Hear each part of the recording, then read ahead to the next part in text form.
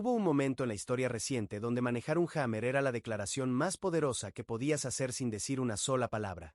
Era el vehículo que dividía opiniones, que detenía conversaciones, que hacía voltear a todo el mundo en la calle.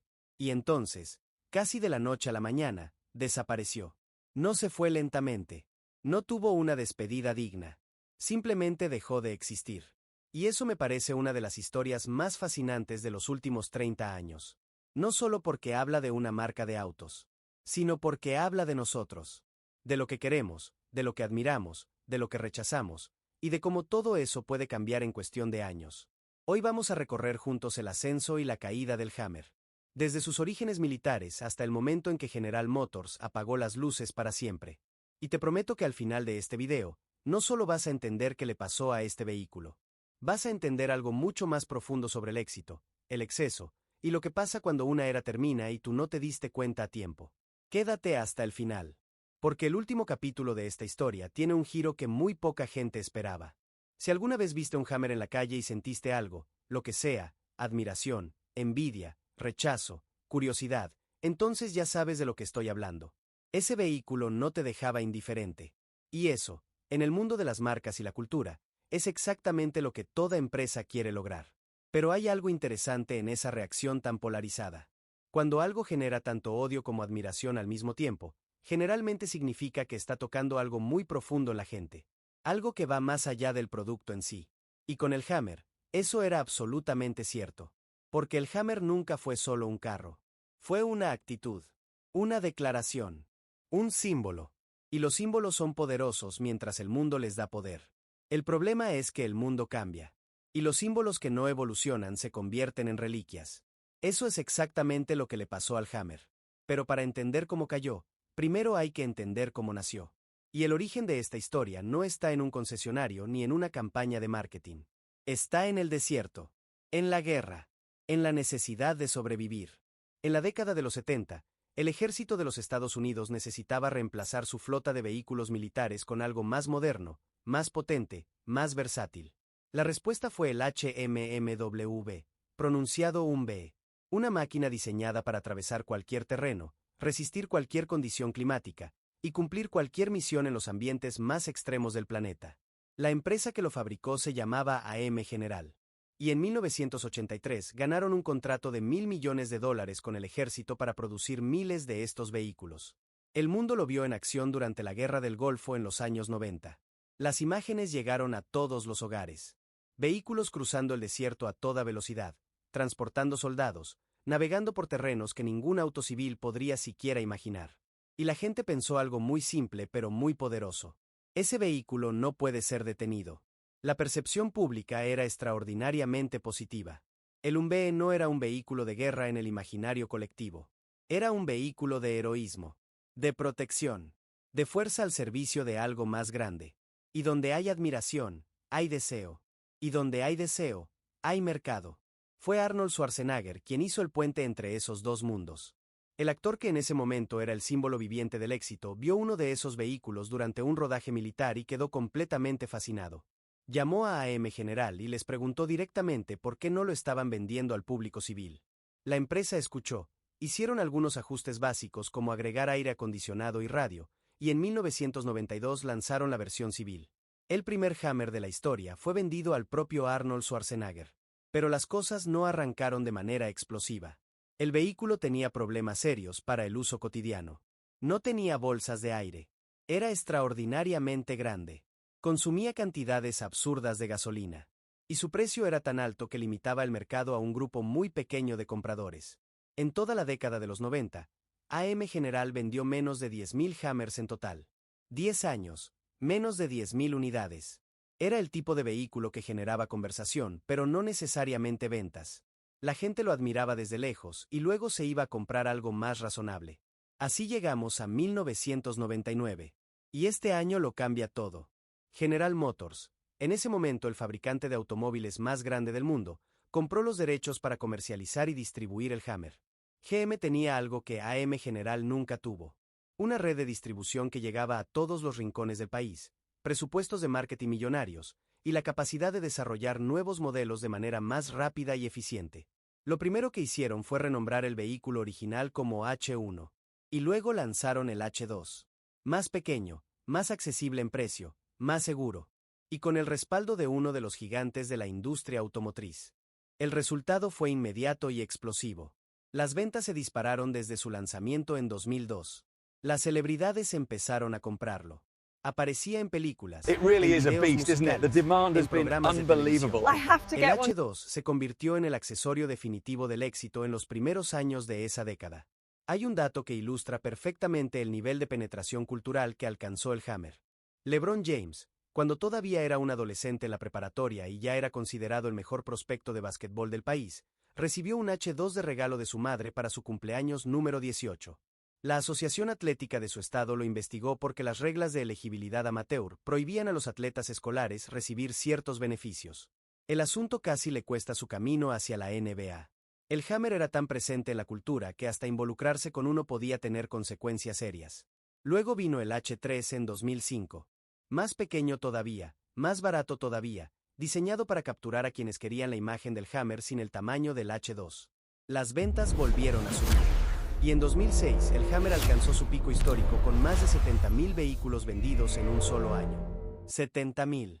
En ese momento parecía que la trayectoria solo podía ir hacia arriba. Pero ese mismo año algo más estaba pasando en el mundo. Algo que el Hammer no había anticipado y que cambiaría para siempre la percepción de todo lo que representaba. La conciencia ambiental llegó a un punto de inflexión en 2006. Al Gore lanzó Una verdad incómoda, el documental sobre el cambio climático que se convirtió en un fenómeno global.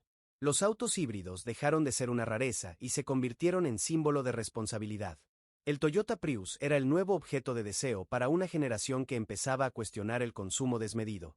Y en ese contexto, el Hammer era el blanco perfecto.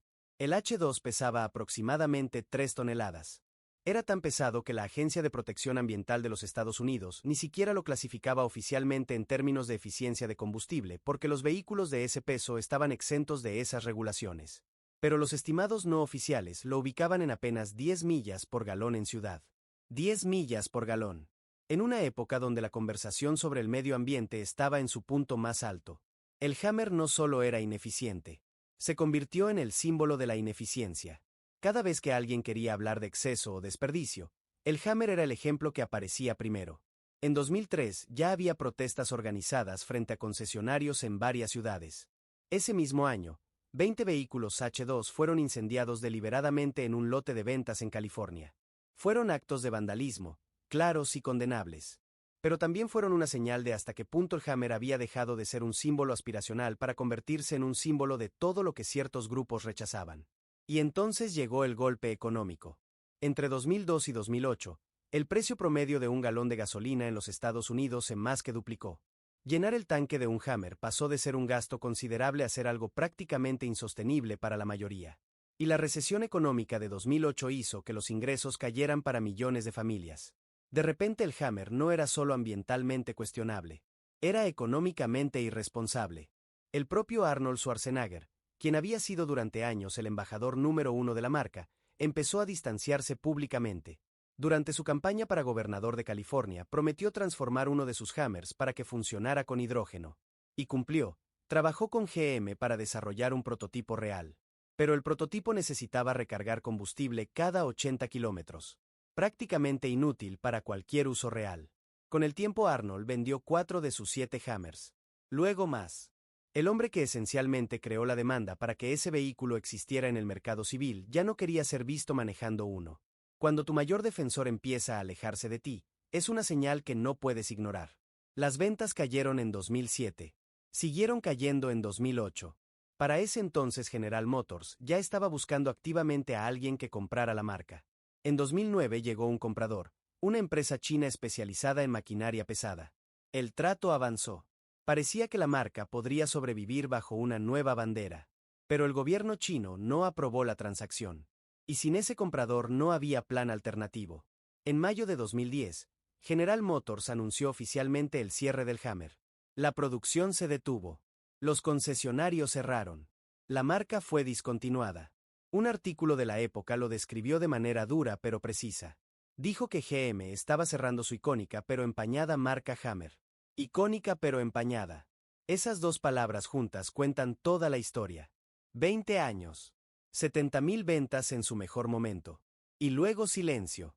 Aquí es donde quiero que te detengas un segundo. Porque hay algo en esta historia que va mucho más allá de un vehículo. El Hammer no cayó porque era un mal producto. Era técnicamente extraordinario, poderoso, duradero, capaz de hacer cosas que ningún otro vehículo civil podía hacer. Cayó porque dejó de representar lo que la gente quería representar. En los primeros años de la década de 2000, manejar un Hammer decía algo sobre ti que muchas personas querían decir. Éxito, poder, libertad. Era el vehículo perfecto para una época donde el exceso era aspiracional, donde más grande era mejor, y donde el consumo visible era sinónimo de haber llegado. Pero el mundo cambió. Y el Hammer se quedó atrapado representando una era que la cultura había decidido dejar atrás. Eso me parece relevante más allá de los autos. Porque le pasa a personas, a empresas, a movimientos, a ideas. El éxito de ayer puede convertirse en el lastre de mañana si no entiendes cuándo y cómo necesitas evolucionar.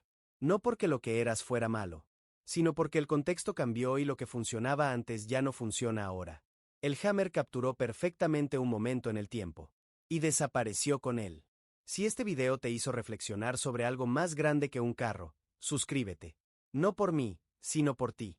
Porque si esto te resonó es porque estás listo para seguir cuestionando las narrativas que damos por sentadas, las que aceptamos sin pensar, las que un día parecían eternas y al siguiente ya no existen. Ahora bien, la historia no termina ahí. En el Super Bowl de 2020 apareció un comercial que nadie esperaba. GMC anunciaba el regreso del Hammer. Pero esta vez como vehículo completamente eléctrico. La misma silueta imponente. El mismo nombre. Pero con una filosofía completamente diferente. Y quien apareció en ese comercial fue LeBron James. El mismo que cuando era adolescente recibió un H2 y casi pierde su elegibilidad deportiva. 2 décadas después era la cara del renacimiento de la marca. Hay algo profundamente poético en eso. Pero la pregunta que queda abierta es fascinante. ¿Puede una marca que fue el símbolo máximo del exceso reinventarse genuinamente como símbolo del futuro sostenible? ¿O siempre va a cargar con el peso de lo que fue? Las ventas del Hammer eléctrico todavía están muy lejos de ese pico de 70.000 unidades. Pero existen. Y eso ya es algo que muy pocos hubieran predicho cuando las luces se apagaron en mayo de 2010. Tal vez la lección más importante de toda esta historia no es sobre los carros. Es sobre la resiliencia de los símbolos. Sobre cómo algo que el mundo descartó puede volver a encontrar su lugar si está dispuesto a transformarse de verdad. O tal vez es simplemente la historia de un vehículo enorme que vivió demasiado rápido para una época que no duró lo suficiente. Tú decides. ¿Qué crees que le depara el futuro al nuevo Hammer? Déjalo en los comentarios. Y si quieres seguir explorando historias que parecen ser sobre una cosa pero en realidad son sobre algo mucho más grande, el siguiente video ya está esperándote.